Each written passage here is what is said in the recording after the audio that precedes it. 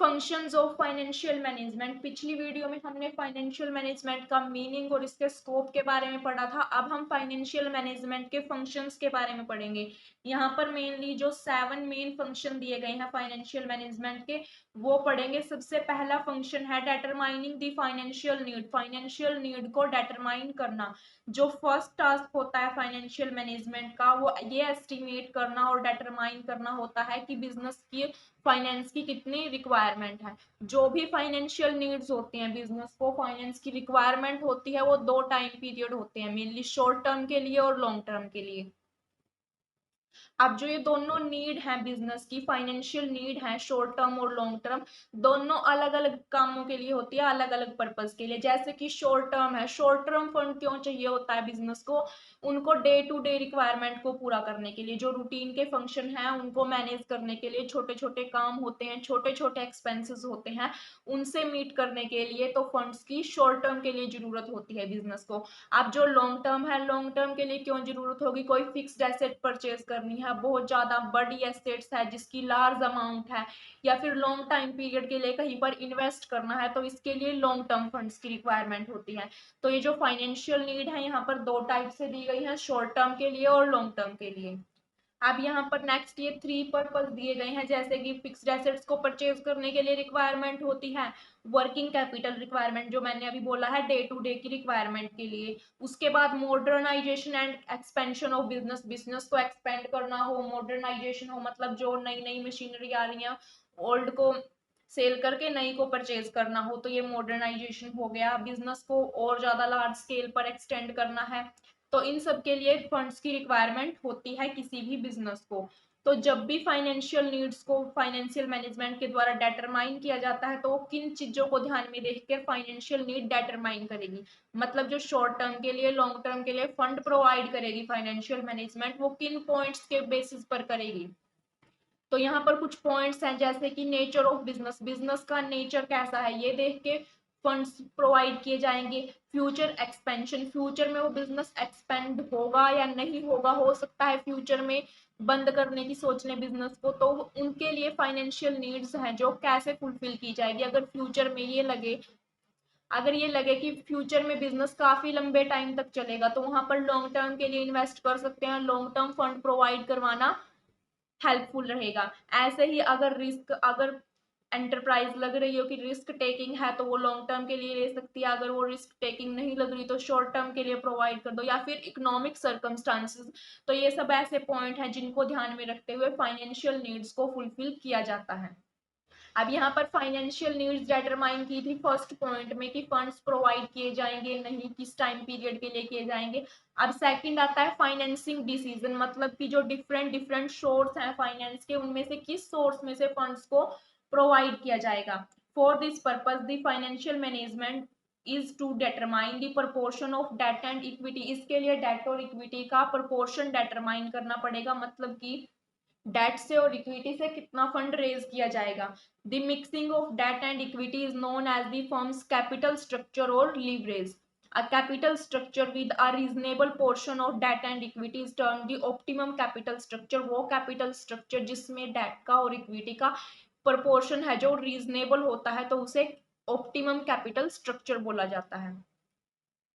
इसके बाद third point है इन्वेस्टमेंट डिसीजन। इन्वेस्टमेंट डिसीजन को कैपिटल बजटिंग भी बोला जाता है। ये जो इन्वेस्टमेंट डिसीजन है, ये मेनली लॉन्ग टर्म से रिलेटेड है, और जो नेक्स्ट पॉइंट हम पढ़ेंगे वर्किंग कैपिटल डिसीजन, ये शॉर्ट टर्म से रिलेटेड है। तो इन्वेस्टमेंट डिसीजन क्या है? तो इस डिसीजन में ये लिया जा, यहाँ पर ये डिसीजन लिया जाता है कि जो इन्वेस्टमेंट है लॉन्ग टर्म के लिए की जा रही है, जो इन्वेस्टमेंट वो किन एसेट्स में, किन प्रोजेक्ट में की जाएगी बिजनेस के द्वारा। क्योंकि जो लॉन्ग टर्म जब भी इन्वेस्टमेंट की जाती है, यहाँ पर 2 चीजों को ध्यान में रखा जाता है कि वहां से रिटर्न कितना मिलेगा और रिस्क कितना है।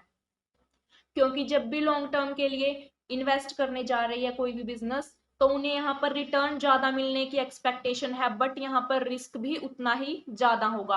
तो दोनों टर्म्स को ध्यान में रखा जाता है, कितना रिटर्न होगा और कितना रिस्क होगा। तो जो लॉन्ग टर्म एसेट्स हैं, वो एसेट्स होती हैं जो लंबे टाइम पीरियड के लिए, फ्यूचर में लंबे टाइम पीरियड तक इनकम को जनरेट करने में हेल्पफुल होती हैं। बट यहाँ पर जितना ज्यादा रिटर्न होगा, जितनी ज्यादा हम एक्सपेक्टेशन करेंगे कि रिटर्न हो, इनकम हो, उतना ही ज्यादा लॉन्ग टर्म में रिस्क भी होगा। अब नेक्स्ट फोर्थ पॉइंट है working capital decision. Working capital decision short term से रिलेटेड होता है। इसमें फर्स्ट पॉइंट है it is concern with the management of current asset. ये करंट एसेट्स को मैनेज करने से रिलेटेड है। तो जो वर्किंग कैपिटल से रिलेटेड डिसीजन लिया जाता है वो इंपॉर्टेंट फंक्शन है फाइनेंशियल मैनेजमेंट का, क्योंकि इसके बिना काम नहीं चल सकता। क्योंकि अगर फर्म इन्वेस्टमेंट डिसीजन तो लेती रहेगी, बिजनेस एंटरप्राइज है कोई भी, वो इन्वेस्टमेंट से रिलेटेड लॉन्ग टर्म के लिए तो डिसीजन ले रही है मैनेजमेंट वहां की, बट वर्किंग कैपिटल से रिलेटेड कोई डिसीजन नहीं लिए जा रहे, कोई ध्यान नहीं दिया जा रहा। तो यहाँ पर शॉर्ट टर्म के लिए उस फर्म का सर्वाइवल है वो मुश्किल हो जाएगा। तो इसलिए जो फाइनेंशियल मैनेजमेंट का एक इम्पोर्टेंट फंक्शन है वर्किंग कैपिटल डिसीजन, मतलब डे टू डे जो भी रिक्वायरमेंट होती है फंड्स की, उनको फुलफिल करने के लिए जो डिसीजन लिए जाते हैं। जो ये वर्किंग कैपिटल डिसीजन है ये किस लिए लिए जाते हैं? ये इसलिए लिए जाते हैं क्योंकि जो फर्म को डे टू डे की रिक्वायरमेंट होती है, अपने जो एक्सपेंसेस होते हैं उनको मीट करने के लिए जिस फंड की रिक्वायरमेंट होती है वो एफिशिएंट हो, मतलब लिक्विडिटी जो रिक्वायर्ड लिक्विडिटी है वो फर्म के पास रहे।